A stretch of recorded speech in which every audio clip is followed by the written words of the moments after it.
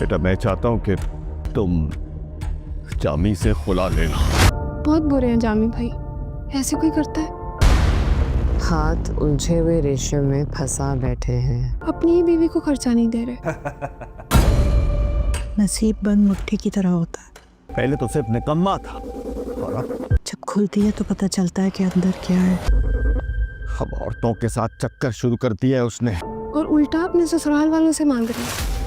अब बता, कौन से धागे को जुदा किससे करें? आखिरकार ज़ेबा के माँ बाप के साथ साथ उसके बहन भाई को भी ये मालूम हो चुका होता है कि जामी किस किस्म का इंसान है।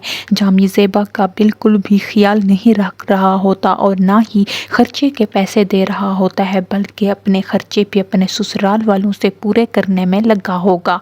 यहाँ तक कि ज़ेबा को उसकी बहन कहेगी कि जामी बहुत ज़्यादा बुरा इंसान है जो अपनी बीवी को ही खर्चा नहीं देता बल्कि अपने ससुराल वालों से मांगता है, जिसकी वजह से ज़ेबा के माँ बाप बहुत ज़्यादा परेशान होते हैं और ज़ेबा के माँ बाप ज़ेबा की शादी जामी से करके बहुत ज़्यादा पछता रहे होते हैं। यहाँ तक कि सबको ये भी मालूम हो चुका होता है कि ये जामी ना सिर्फ निकम्मा है बल्कि औरतों के साथ भी उसके चक्कर चल रहे हैं। तो ज़ेबा का वालिद इसी कोशिश में होता है कि अब वो ज़ेबा की जामी से तलाक करवा दे। तो ज़ेबा का वालिद बहुत ज़्यादा गुस्से में अपनी बीवी से कहेगा कि पहले तो जामी निकम्मा था, लेकिन अब उसने घर से बाहर भी चक्कर चलाना शुरू कर दिया है।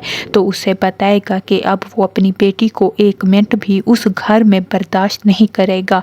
लेकिन उसकी बीवी कहेगी कि आपकी एक और दूसरी बेटी भी है जिसकी शादी करनी है, और अगर एक बेटी तलाक लेकर घर बैठ गई तो दूसरी बेटी का भी रिश्ता नहीं हो पाएगा। लेकिन ज़ेबा का वालिद कहेगा कि मैं दूसरी बेटी की खातिर अपनी पहली बेटी की ज़िंदगी बर्बाद नहीं कर सकता, और ज़ेबा को जाके कह देगा कि वो उसकी जामी से तलाक करवाना चाहता है।